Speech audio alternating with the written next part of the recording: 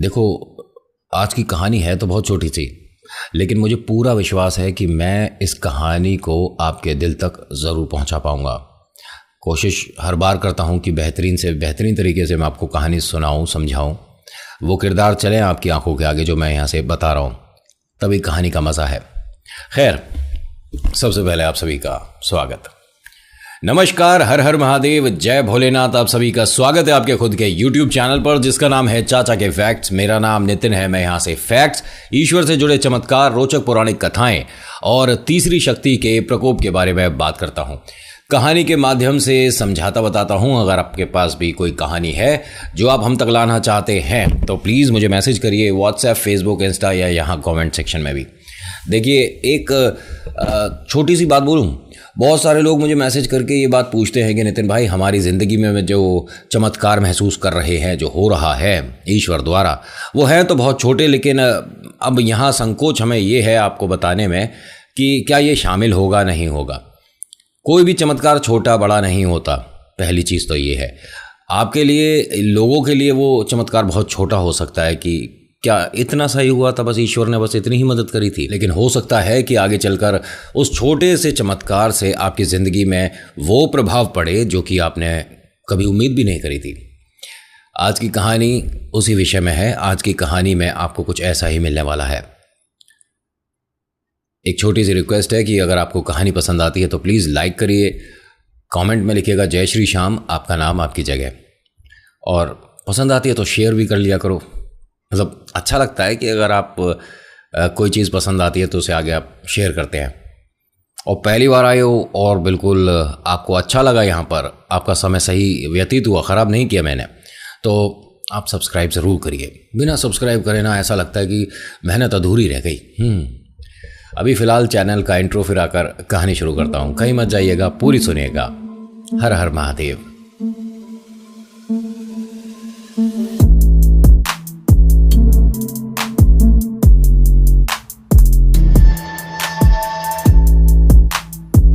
आज की कहानी आरती की है, ठीक है।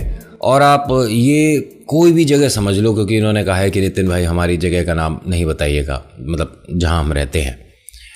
तो कौन सी जगह लेते हैं, हरियाणा लेता हूँ, ठीक है। हरियाणा से आरती की कहानी है। और हरियाणा में आपने देखे भी हैं कि अभी खेत हैं, मौजूद हैं, ठीक है।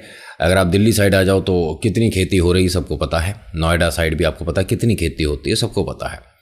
तो ऐसे में हरियाणा उचित सही रहेगा, है ना। हाँ, तो ये हरियाणा से कहानी है और भेजने वाली आरती हैं। इनके घर में ये 4 लोग रहते हैं, ठीक है। मम्मी, पापा, आरती और इनका छोटा भाई। आरती जो है ये 12वीं कक्षा में है। 12वीं कक्षा में पूरा मन लगा कर पढ़ रही है और ये अपने क्लास में, मतलब अपने पूरे स्कूल में उन होशियार बच्चों में से है जिन्हें टीचर बहुत ज़्यादा पसंद करते हैं।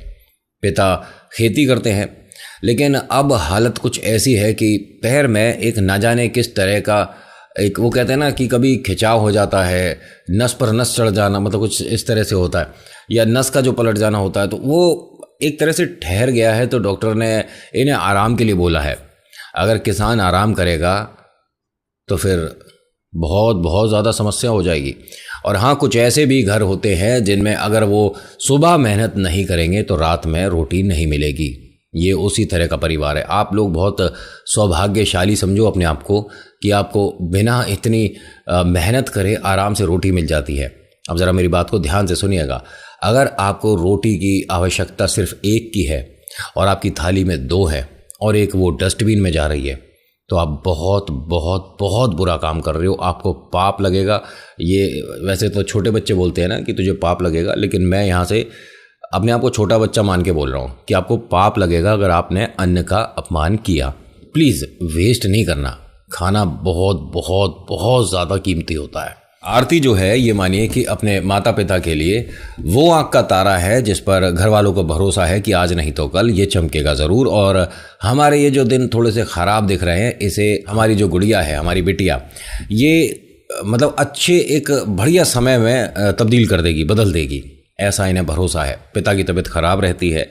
अब इनसे खेती अच्छे से हो नहीं रही है, खेत पर ज़्यादा काम नहीं कर पाते क्योंकि इनकी व्यवस्था वैसी रही नहीं, शरीर साथ नहीं दे रहा है। दोनों पैर धीरे धीरे धीरे जवाब दे रहे हैं। पैर में एक छोटी सी समस्या आई थी। डॉक्टर ने बोला था कि आपको तकरीबन 15 दिन का वो कच्चा फ्रैक्चर होता है ना, वो करना होगा, घर पे आराम करना होगा। तो इन्होंने बोल दिया कि अगर मैं आराम करने बैठ गया तो मेरी बेटी, मेरे बच्चा, मेरी धर्मपत्नी खाएंगी क्या? ठीक है। और ये मौसम ऐसा है कि जिसमें ज़रूरी होती है खेती करनी, तो मैं घर पर बैठ तो सकता नहीं। इन्होंने उस चीज़ को नज़रअंदाज करा जो डॉक्टर ने बताया, उस बात में लापरवाही करी और नतीजा अब ये बहुत बहुत असमर्थ हैं चलने में। मतलब घर के दरवाजे तक भी आने में इन्हें सहारा लेना पड़ता है। और आज से 1 महीने पहले ये मानिए कि ये भागते दौड़ते रहते थे। स्थिति इतनी ज़्यादा ख़राब हो गई कि अब ये मोहताज हो गए हैं।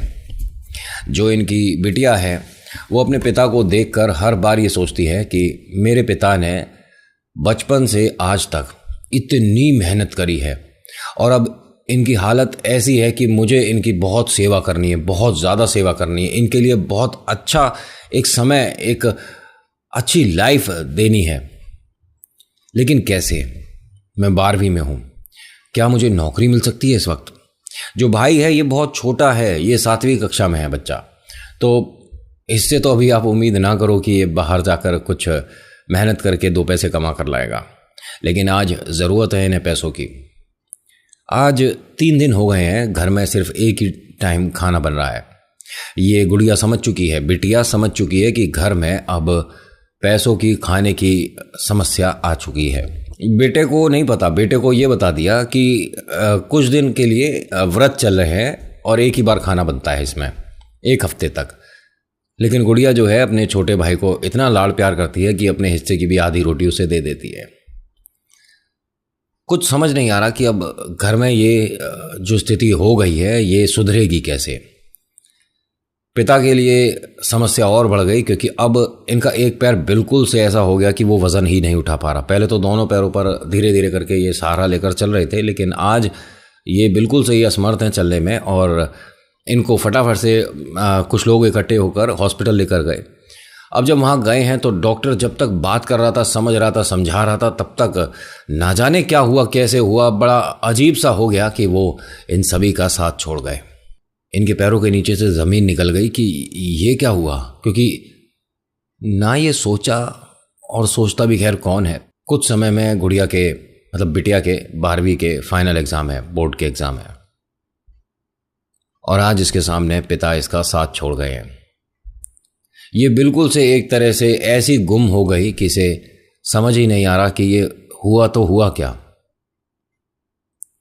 अपने आप को संभाला माता ने, क्योंकि अगर ये टूट गई तो घर बिखर जाएगा।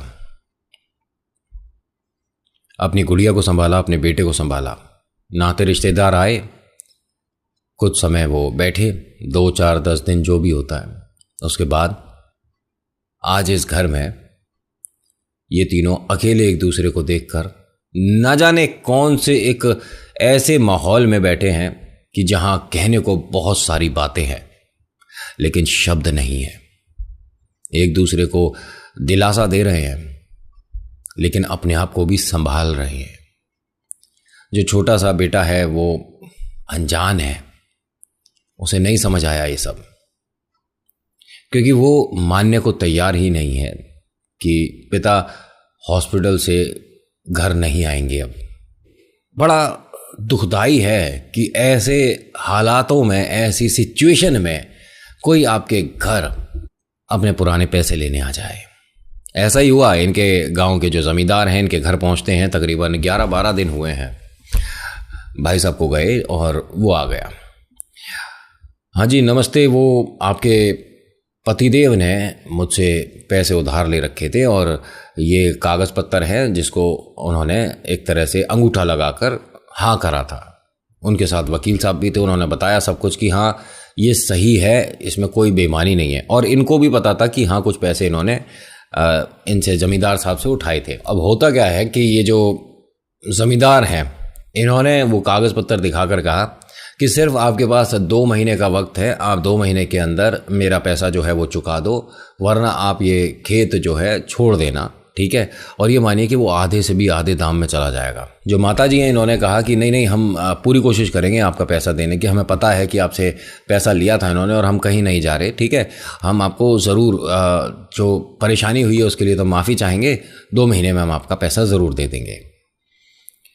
आदमी जब परेशान होता है और पीछे बच्चे खड़े हों तो झूठ बोलने में कोई समस्या है नहीं। बच्चों के भविष्य के लिए, अच्छे के लिए अगर झूठ बोला भी जा रहा है तो इसमें क्या गलत है। लोग कहते हैं झूठ बोलना पाप है, लेकिन ऐसे में अगर ये जो माता जी हैं अपनी गुड़िया से, अपने बच्चे से सब कुछ बता दें तो समस्या ज़्यादा बढ़ जाएगी। एक झूठ से कम कुछ दिन की शांति तो हुई। और ऐसा नहीं है कि ये चाहती नहीं है ये पैसे को लौटाना। अगले दिन सुबह से ही इन्होंने खेत पर जाकर काम करना शुरू कर दिया, मेहनत करनी शुरू करी। अब इसको देखा गुड़िया ने भी, वो भी पहुंच गई अगले दिन माता जी का हाथ बटाने के लिए और उन्होंने कह दिया कि ना, मैं जो कर रही हूं ये मेरे भाग्य में है, लेकिन तेरा भाग्य बेटा तुझे लिखना है। तू सिर्फ पढ़ाई कर और अपने भैया को भी पढ़ा। मेरी जिंदगी में जो था सुख वो तो अब तू भी जानती है कितना है। बस आगे जो दुख आने वाले हैं उन्हें सिर्फ तेरे पढ़ाई से हम बदल सकते हैं। जीवन में खुशियां आ सकती हैं बिटिया अगर तू पढ़ लिख जाए। अलग बात है कि तू दूसरे घर चली जाएगी, लेकिन वहाँ से कम मुझे याद तो करती रहेगी। उसने कहा कि माँ, मैं आपको छोड़कर पहली बात कहीं नहीं जा रही। दूसरी बात, 1 महीने बाद मेरा 12वीं में जो परीक्षा है मैं अपना नाम बदल दूंगी माँ।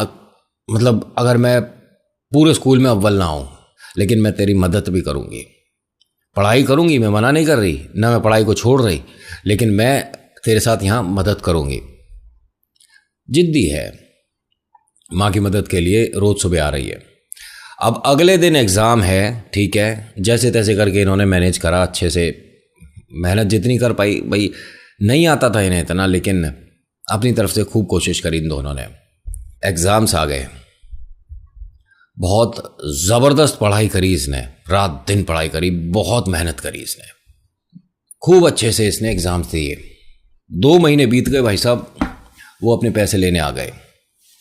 पैसे तो अभी हैं नहीं, इनको खेत छोड़ना पड़ गया। इनके 2 खेत थे, दोनों ही चले गए आधे से आधे दाम में। कुछ उसने पैसे इन्हें दे दिए कि अब इस पर आपका कोई हक नहीं रहा और ये अब आप भूल जाओ।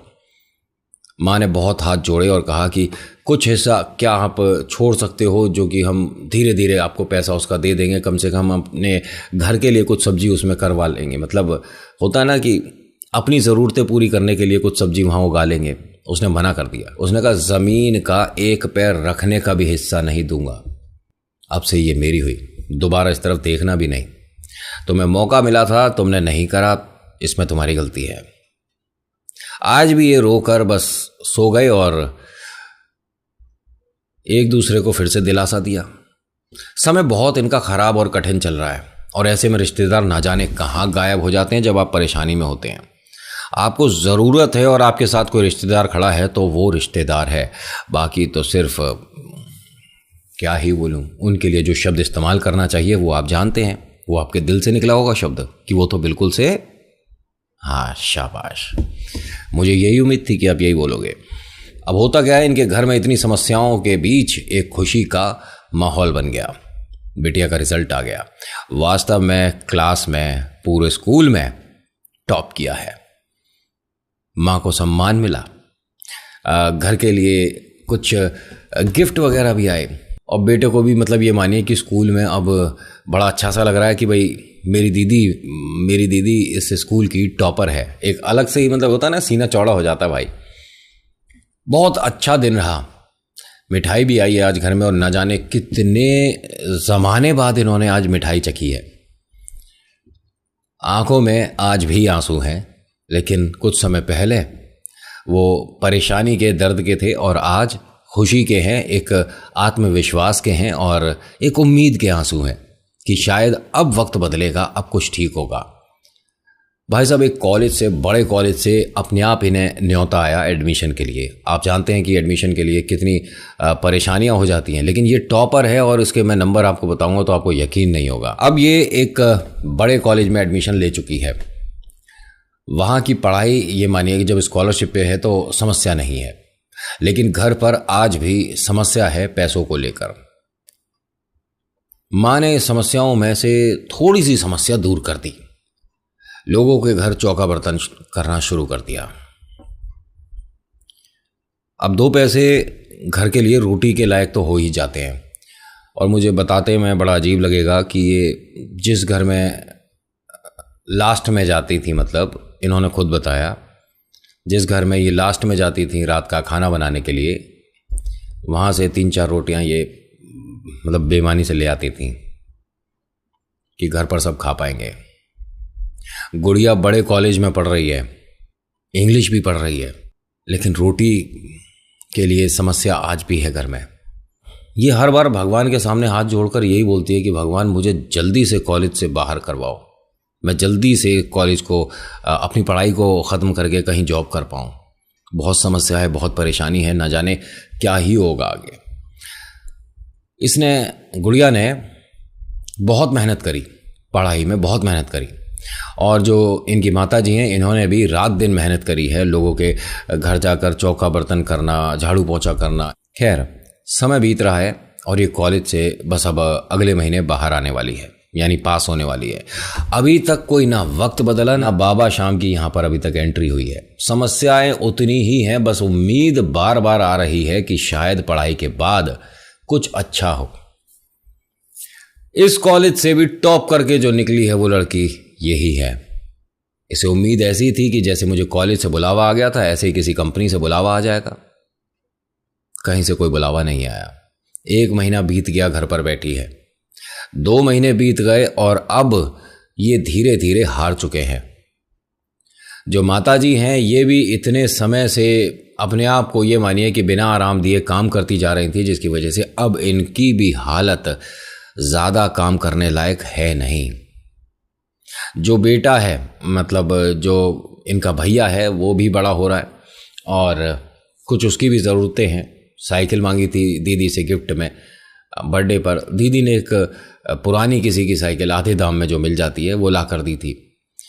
जो बेटा है ये भी कुछ समझदार तो हो गया, इसलिए उसने भी उसमें कुछ नुक्स वगैरह नहीं निकाले कि नहीं मुझे तो नई चाहिए थी, मुझे तो ऐसी चाहिए थी, वैसी चाहिए थी।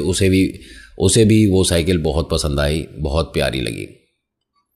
अब होता क्या है कि ये लड़की 5 महीने हर जगह जाकर अपना इंटरव्यू देकर आई, लेकिन कहीं से कोई बुलावा नहीं आया।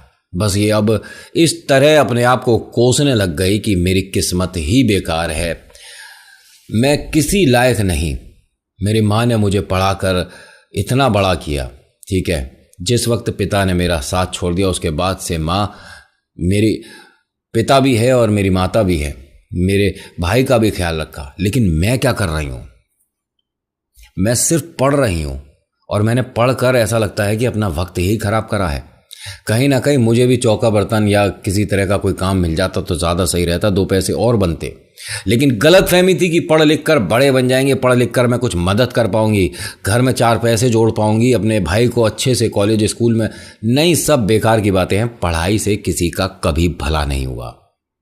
इसके दिमाग में ये बात घर कर चुकी है। आज घर में पहला वो दिन है जिसमें ये तेजी से चिल्लाई है माँ के सामने। पहला दिन है। माँ को पता नहीं था और उन्होंने पूछा कि बिटिया आज भी तो इंटरव्यू देने गई थी, कहीं कुछ हुआ? वो बहुत चिल्लाकर बोली कि माँ हमारी किस्मत में है ही नहीं, तो अब से मैं ये इंटरव्यू वगैरह नहीं दूंगी और मेरे लिए भी तुम कुछ ऐसा ही कहीं किसी घर में साफ़ सफाई का कुछ मिल जाए तो देखना। उन्होंने कहा तू उस कॉलेज की टॉपर है, तुझे अंग्रेजी भी आती है, तुझे 2-3 और भाषा आती है, पता नहीं क्या क्या बताती है तू, उसके बाद तू घर में झाड़ू पोछा साफ़ सफाई करेगी, अरे किसी बड़ी कंपनी में बड़े ओहदे पर लगेगी तू। माँ हम जैसों के लिए कोई बड़ी नौकरी नहीं है, कोई कुछ भी नहीं है माँ, मतलब मैं नहीं कर सकती, मेरे में वो बात है ही नहीं।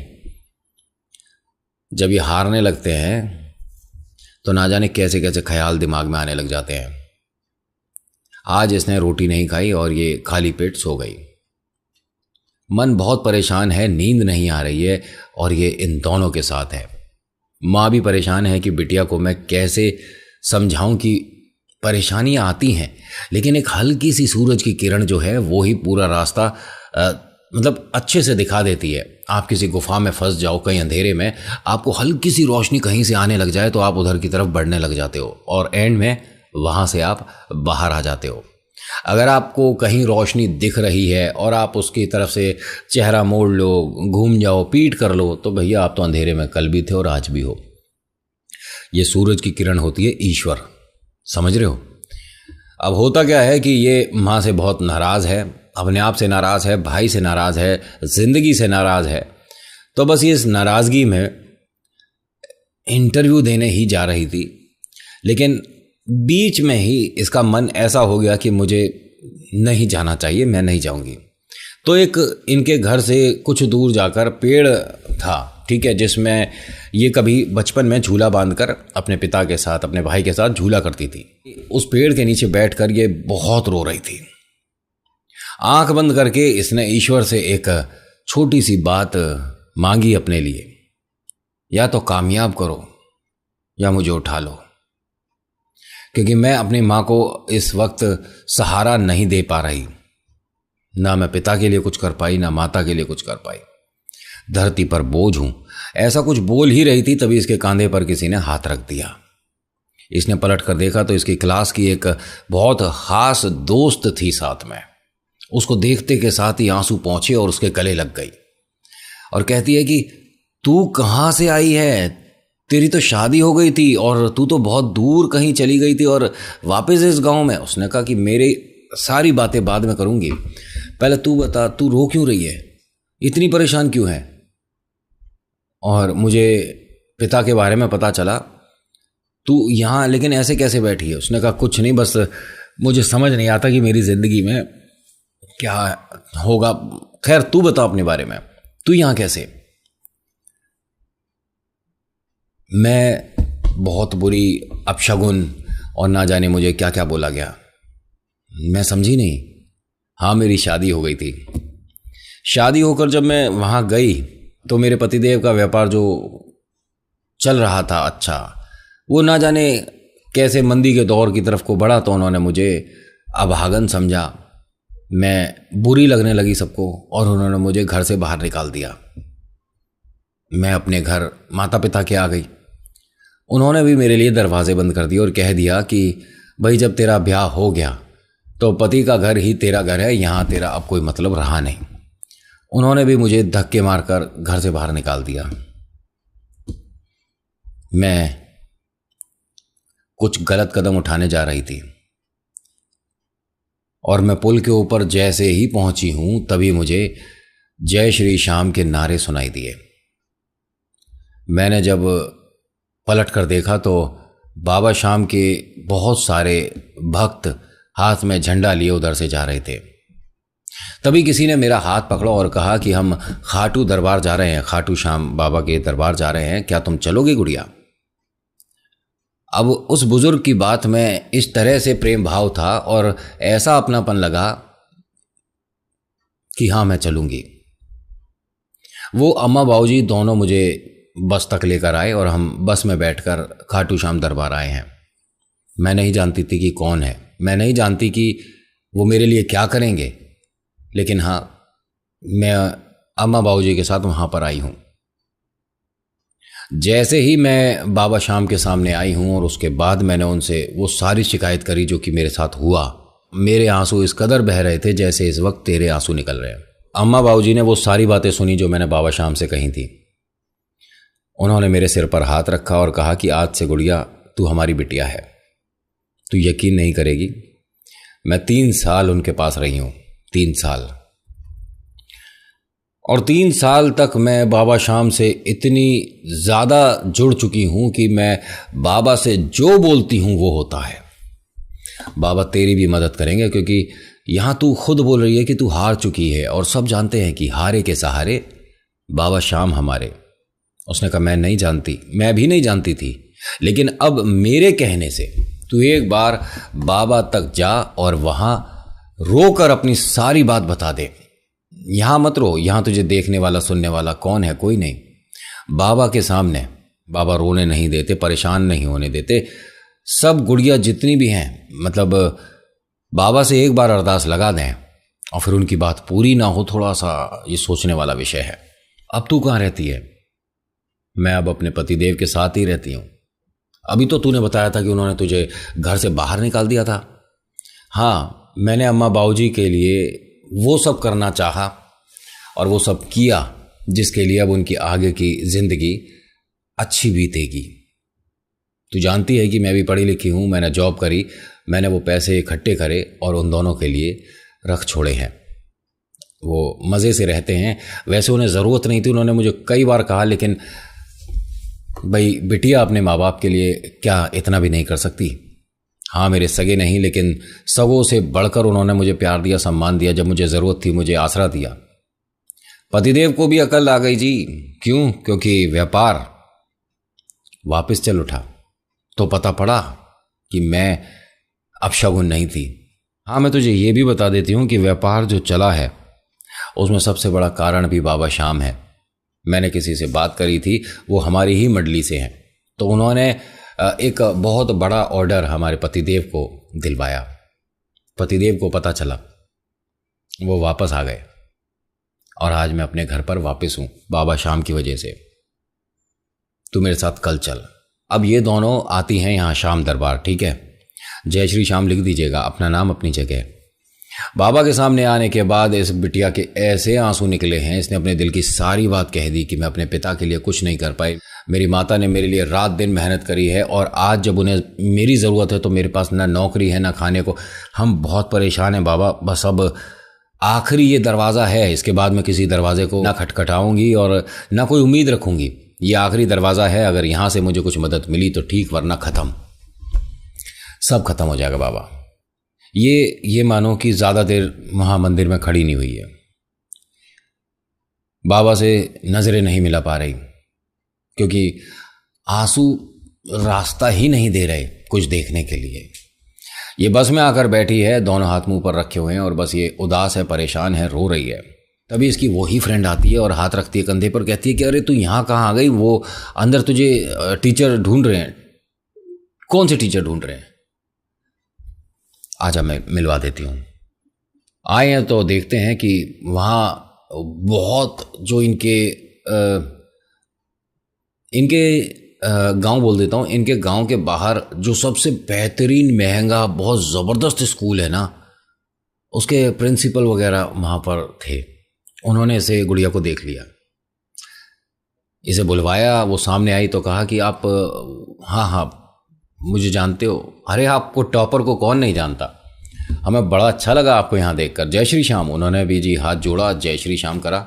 उसके बाद आप कौन से कॉलेज चली गई थी? वहाँ। अच्छा, वहाँ जो स्कॉलरशिप पे थी, अच्छा वो आप ही हो? हाँ। अभी फ़िलहाल बेटा कहीं जॉब कर रहे हो, क्या कर रहे हो? क्या जवाब दे कि रात दिन मेहनत कर रही हूँ लेकिन नौकरी नहीं लग रही। नहीं, मैं कोशिश तो कर रही हूँ लेकिन अभी कुछ हो नहीं पा रहा। तो बाबा से अर्जी लगाने आई थी कि मुझे भी कुछ नौकरी मिल जाए, तो उन्होंने कहा देखो बाबा ने कितनी जल्दी सुन ली। मैंने कहा मैं समझी नहीं, बाबा ने आपकी कितनी जल्दी सुनी आपको पता नहीं है। बिटिया, हम आपको अपने कॉलेज, अपने स्कूल की वाइस प्रिंसिपल अपॉइंट करना चाहते हैं। क्या कह रहे हो आप? हमें पता है कि आप में कितनी क्वालिटी है, आप कितनी चीज़ें मैनेज कर सकते हो और बच्चों को ऐसी वाइस प्रिंसिपल का होने का बहुत बहुत लाभ मिलेगा, जिससे वो मैथ्स भी सीख सकते हैं, पूछ सकते हैं, साइंस पढ़ सकते हैं, फिजिक्स, आप हर चीज़ में एक्सपर्ट हो। और ऐसी कोई वाइस प्रिंसिपल होगी तो हमारे स्कूल में रौनक आ जाएगी। और आपका नाम जो सजेस्ट किया है वो उन्होंने ही करा था जो अभी फ़िलहाल में वाइस प्रिंसिपल हैं। आपको सुनकर बड़ा अजीब लगेगा कि वो रिटायर होने वाली हैं, ठीक है, वो मतलब छोड़ने वाली हैं स्कूल, लेकिन उन्होंने ये कहा था कि वहाँ एक गुड़िया रहती है, एक बिटिया आपका नाम लेकर, कि अगर उसे हम स्कूल में वाइस प्रिंसिपल रखें तो बहुत अच्छा होगा। वो आपको बहुत मानती हैं और आपकी मम्मी को भी वो जानती हैं। शायद हो सकता है कि इनकी जो माता जी हैं उनके घर भी बर्तन वगैरह करने जाती हूँ, शायद, मतलब मैं आइडिया लगा रहा हूँ। लेकिन गुड़िया ने कहा कि आप सच में मुझे वाइस प्रिंसिपल, तो जो प्रिंसिपल है उन्होंने कहा कि बाबा के दरबार में खड़े होकर हम क्या झूठ बोलेंगे? नहीं। और जब इनकी तनख्वाह बताई गई तो ये मानिए कि इसके पैरों के नीचे से ज़मीन निकल गई कि इतना तो मुझे, जो मैं अच्छी कंपनी में जाती तो वहाँ मैं 4-5 महीने में भी नहीं जोड़ सकती थी आप? स्कूल के वाइस प्रिंसिपल के इतने पैसे। उन्होंने कहा कि हाँ, ईश्वर की मतलब कृपा से इस जगह सबसे बेहतरीन स्कूल हमारा ही है, सुविधाएं हैं ये तो बच्चों की, और उसी के हिसाब से आपका भी तनख्वाह बनता है। बोलो जय श्री श्याम।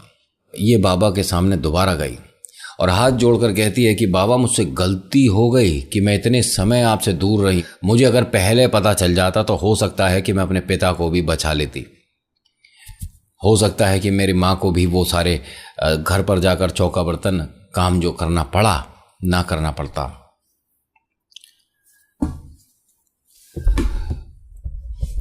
उसके बाद से आज तक तकरीबन 11 साल हो गए इन्हें वहीं स्कूल में, और अब ये प्रिंसिपल है। इन्होंने ही अपनी कहानी मुझे भेजी है और इन्होंने कहा है कि नितिन जी, आप जिस तरह से चाहो उस तरह से सुना सकते हो कहानी, भले ही हमारी रिकॉर्डिंग भी चलाओ, लेकिन जैसा आपने कहा वो ना मतलब सुनकर बड़ा अच्छा सा भी लगता है कि आपकी आवाज़ में जब कहानी सुनते हैं तो हमें ज़्यादा अच्छा लगता है। तो जो फ़ोन पर आवाज़ है उसको यहाँ पर चलाएंगे तो थोड़ा सा लोगों को हो सकता है कि समझ नहीं आए, कुछ शब्द इधर उधर हो जाए, तो आप सुनाइएगा। तो मैंने आपने जो कहानी जिस तरह से बताई समझाई वो मैंने सुनाई। तो आज की कहानी में इतना ही। आपको आज की कहानी कैसी लगी मुझे बताइएगा ज़रूर। अच्छी लगी तो लाइक करिए, शेयर करिए, कमेंट में लिखिएगा जय श्री श्याम, आपका नाम आपकी जगह। हर बार की तरह एक बार फिर बोलूँगा कि मेरी कहानियों पर ट्रस्ट करिए नहीं करिए, इट्स अप टू यू। आपको सच मानना है, मनगढ़ंत मानना है, आपके ऊपर है, लेकिन अपने ईश्वर पर 100% भरोसा करो, चमत्कार होने शुरू हो जाएंगे। So thank you so much for watching. मेरा नाम नितिन है। मुलाकात करूंगा आपसे एक अगली वीडियो में।